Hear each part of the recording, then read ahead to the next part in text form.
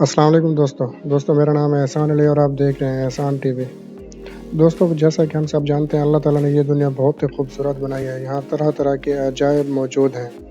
یہ دنیا جتنی ہی خوبصورت ہے اتنی ہی پراسرار بھی ہے۔ اس دنیا میں بہت سی ایسی جگہیں موجود ہیں جن کو آج تک نہ کوئی سمجھ پایا ہے اور سائنسدان بھی وضاحت دینے میں پوری طرح سے ناکام نظر آتے ہیں۔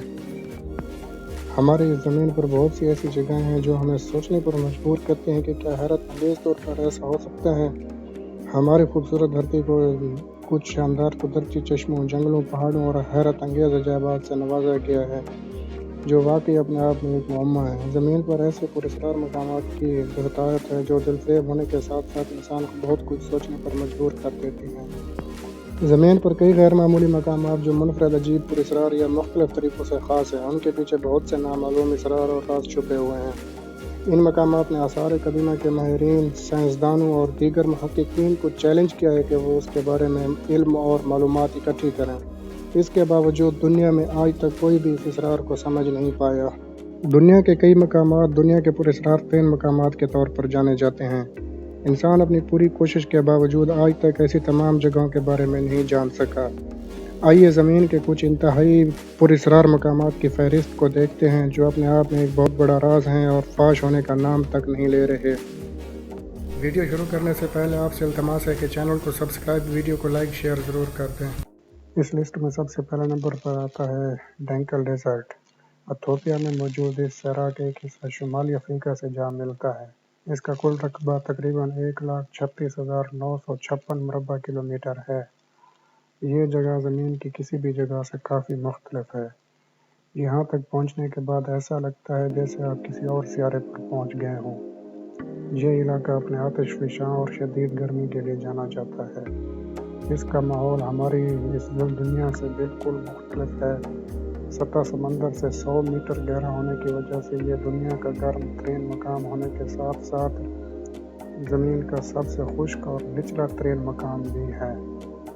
اس لیے یہ جگہ پراسرار سمجھی جاتی ہے۔ یہاں کا اوسط درجہ حرارت سال بھر تقریباً 35 سینٹی گریڈ کے ارد گرد رہتا ہے۔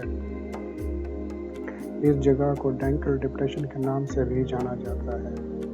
کہا جاتا ہے یہاں زمین سے ہمیشہ آگ نکلتی رہتی ہے۔ یہی نہیں بلکہ آسمان سے آگ کی بارش بھی برستی ہے۔